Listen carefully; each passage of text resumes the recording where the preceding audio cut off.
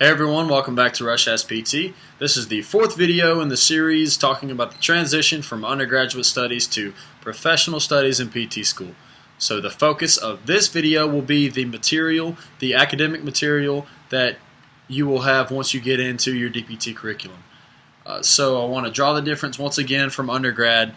As I mentioned in the overview video talking about all five of these topics, the material in undergrad, I felt like I could never really focus on one thing without quickly having to go to something drastically different an hour later, going from biology to music appreciation to British literature. So that actually gets better. This is one of the positive changes that I found once I got to PT school, in that everything you're learning is building on this foundation of knowledge that will all apply to you being a great entry-level PT once you graduate. So talking a little bit more about the material itself. Is it just everywhere? What do you learn?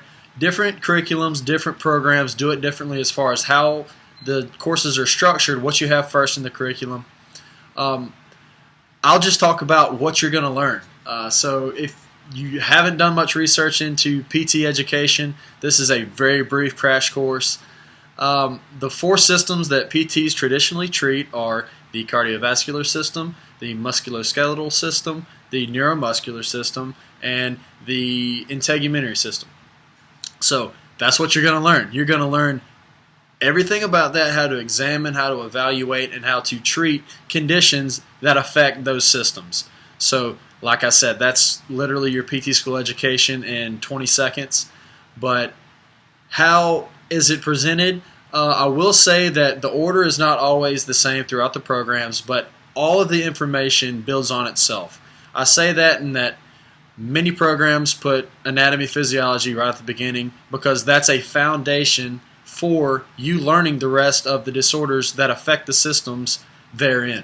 So you learn what's normal, and then you learn disorders and how to use your interventions to get patients back to that normal movement or to that normal pattern that they had before their injury or before their condition.